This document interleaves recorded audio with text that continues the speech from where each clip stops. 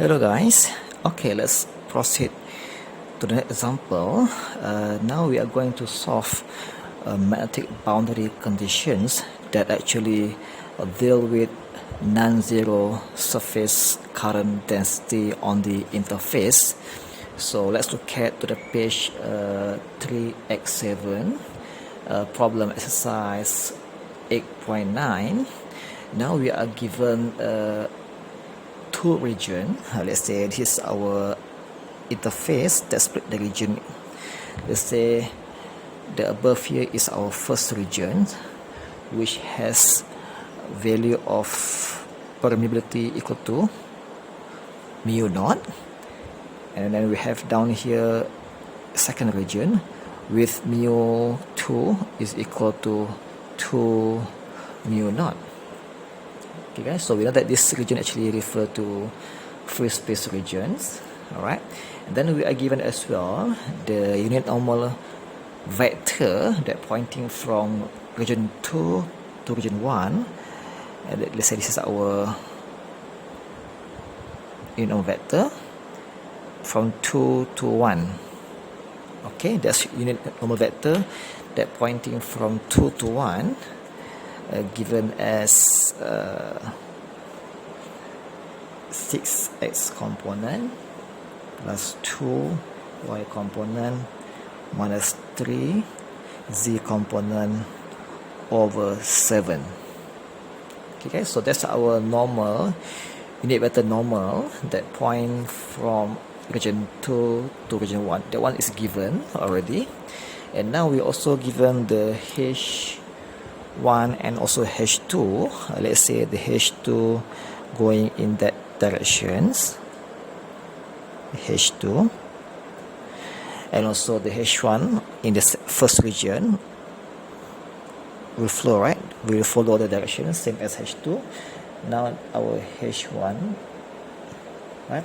The H1 given as 10 x component plus y component plus 12 z component ampere per meter. Okay guys, and we do also have this H2 vector given as here, the H2x for the x component minus 5y component plus 4z component ampere per meter. Okay guys, now we are given the H1 and H2, and we also given the AN, and now we are going to calculate the H2x component that missing in the H2 expression. Alright, so the best way to find this H2x component by applying the normal boundary equation which we derived earlier, whereby the B1n is equal to the B2n. Right, this is the best approach to find the H2x component because it doesn't deal with any JS, right? So that's equation to be used. So let's find the B1n first. So the B1n, guys, can be obtained from B1 vector dot with normal unit vector. Alright, so that's the common method in finding the B1 by applying dot product between B1 vector with the AN, and also same for the other cases. So just dot product between the vector with the AN vector. Okay, so from here we are going to have the value of 10 mu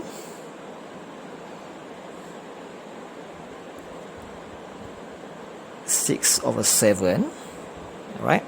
And then plus mu naught 2 over 7, and then lastly we're gonna have here 12 mu naught minus 3 over 7.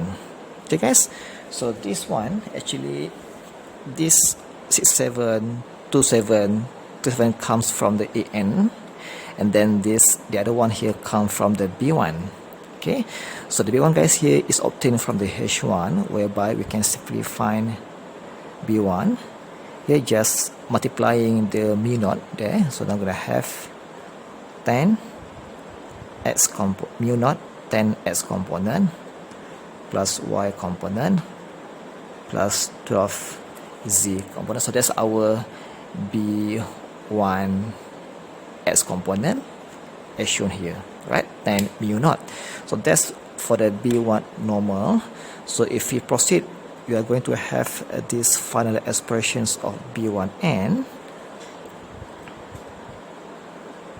B1n is equal to mu naught 26/7. That's our first value that obtained by applying this dot product between B1 and also the AN. Now guys, the same method to be applied now to find the B2n, just multiplying the B2 vector dot with the AN. So now the B2n can be obtained same as B2 vector dot with the unit normal vector that given up there. So again guys, this B2 can be obtained from H2.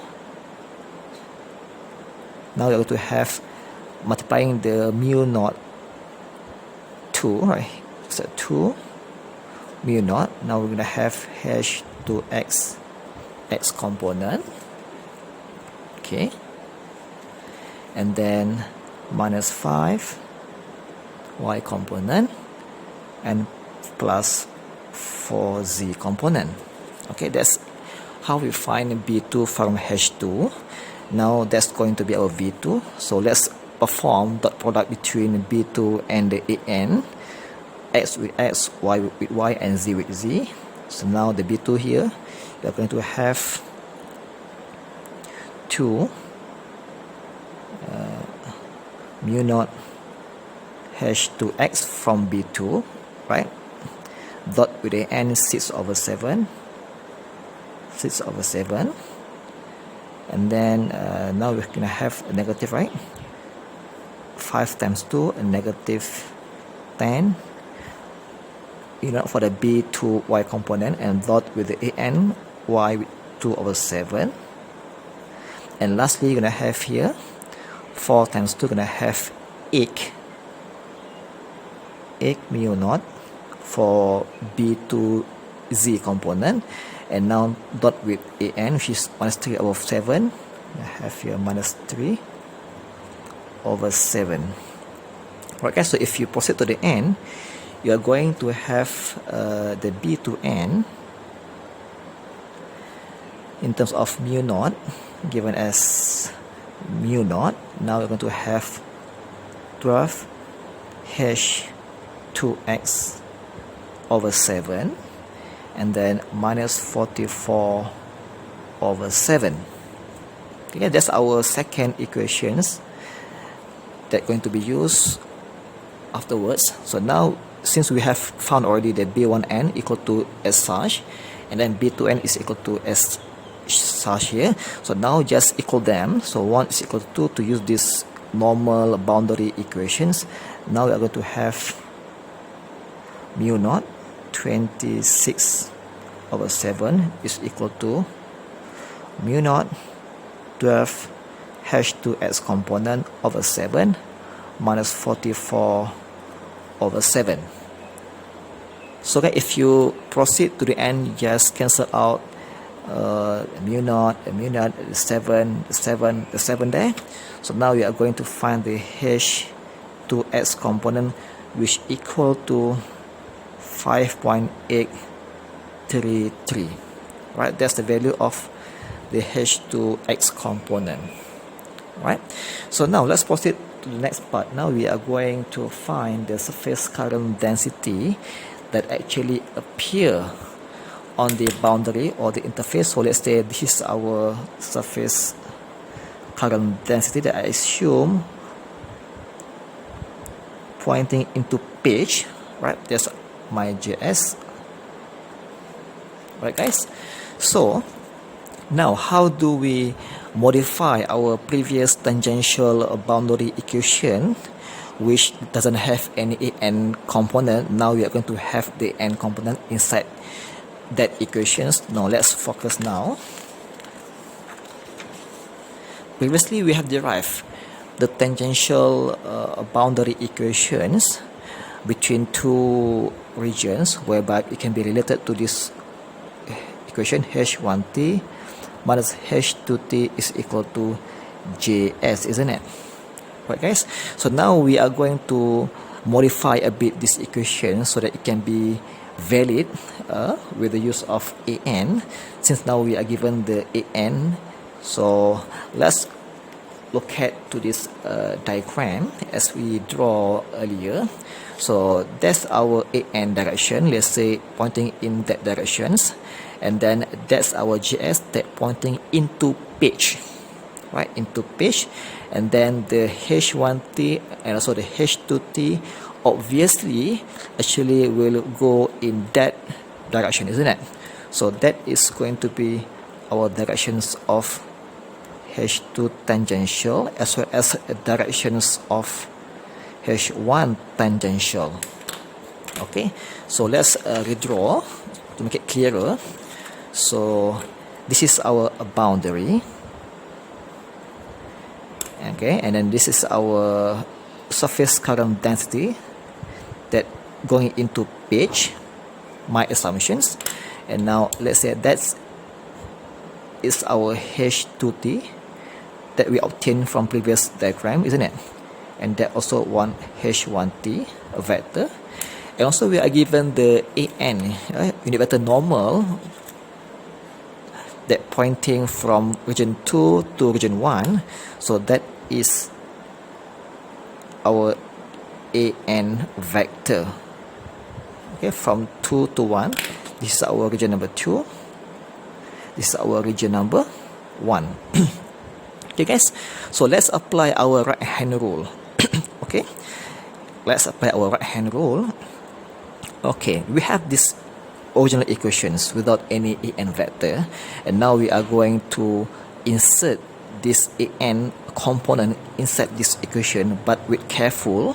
Now we don't know yet where should be located, either at this side or after h or after j or before j, so we don't know yet. So the best way, guys, to check our answer is by using our right hand rule. So now let's say we assume that the an actually in front of h, before h, so I want to put here the an vector cross the h1t minus h2t vector is equal to js. Okay, that's our first assumption. So let's check it out, is it true or not? So this is our first assumption, why we apply this cross product between normal an and also the h tangential. Alright, so using your right hand rule, that your four fingers showing your an that showing into pitch. Okay, let's do together. So make your hands like this. So showing the four fingers actually refer to your an pointing into pitch. And then, guys, no, an actually up there, right? So let's say I define here is a z. Let's say, just for the sake of checking this one, and then it's your y, and then the x should be pointing out, is it, in positive. Let's say this one just for checking this expression true or not. Okay, let's say now our an pointing in z, right? Your four fingers now showing in positive z, which should refer to your an, and then cross with your h, is it? Now h pointing to the y, isn't it? So now the n is there, an, and then cross to the right your y, and then what should be your output? Your output actually should be your thumb finger, which pointing inwards, right? Pointing inside to the negative x. So that's true, because now our GS actually now pointing inside or into pitch. So that equation is valid. Okay, so just applying your right hand rule.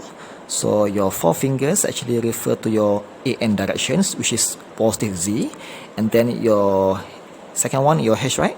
The H now pointing in Y, so from Z cross positive Y. So your thumb fingers pointing inwards, so into pitch, so that represent your JS, and that's true because our JS now actually pointing into pitch. So this equation is valid. Right, guys? So you can even, guys, change the position by moving this AN to the side by, as shown here, H1T minus H2T equal to the JS cross AN. So you're going to have the same result. So for this case, let's say our JS pointing into negative X, right? And then cross with the AN which pointing to the Z, right? And then your thumb fingers will show your H direction. So yes, now your thumb fingers showing to Y, so actually that's what your H direction. So that's also true. So now you have both equations to be used, but now we are going to find the JS.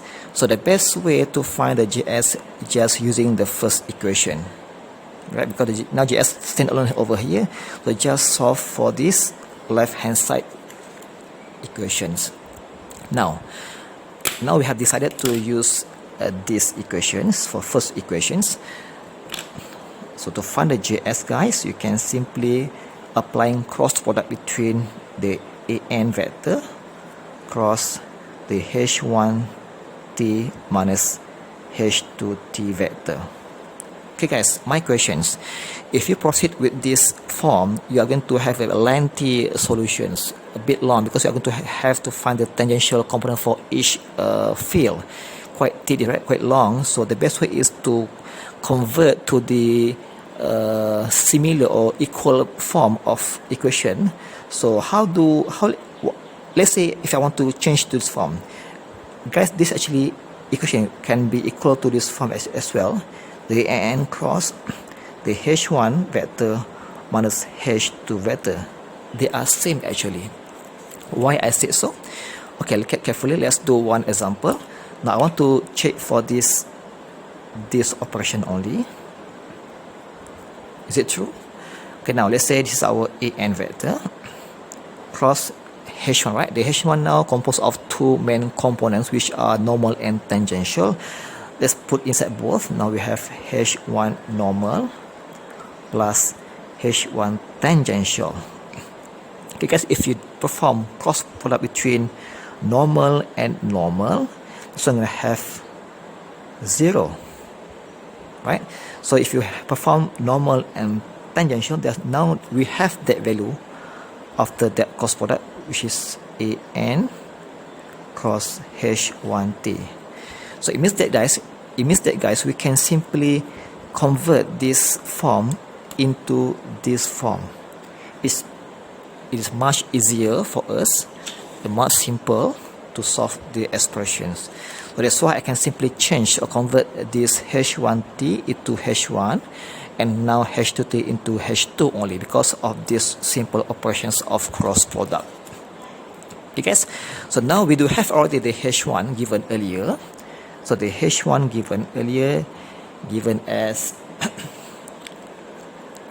let me check the value. Okay, the H1 given as 10x component plus y component plus 12z component, and then the H2 also, guys, we're gonna have the expression with the previous H2 as obtained. So now just plug in the value. Now we're gonna have 5.833 x component for the H2 x component, and then a minus 5y component plus 4z component. Okay, guys, so that's our H1 and H2 final version.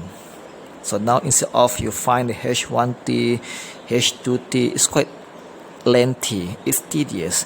So cut down your steps by just applying this H1 minus H2. Easy, right? So now, so we have this 1 and 2, so just do these operations.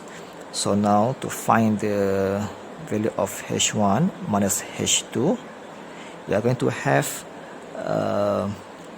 the value here becoming 4.167 X component plus 6 Y component plus 8 Z components. That's, guys, actually the product of subtraction between H1 and H2. Alright, so this one should be over here. Okay, so now let's perform the cross product operations like you did last time during our first week lecture on cross product. So now we're going to find the JS, which can be obtained by applying these simple operations: the AN component normal cross the H1 minus H2. So now again the AN must come first and followed by the H1 minus H2. So that's your X, Y, Z. So the first term comes for AN, given as 6/7, 2/7, minus 3/7. And then, guys, the second one refer to this output operations, which is 4.167 for the X, and then the Y put there as a 6, and the Z for the X. Okay, so if you proceed as normal, you're going to have the value of this, which is 4.86 X component minus 8.64 Y component plus 3.95 Z component. Okay, that's our surface current density that actually exists on the boundary or the interface between two regions. Okay, guys, so make sure you retry and then make sure you get the same answer as mine, because this is very important to know and how to modify our previous equation, which has no AN, and now we are going to use the AN inside our equations by applying our right hand rule. So make sure you get the same answer as shown here. Okay, so okay, and all the best for your study, and thank you.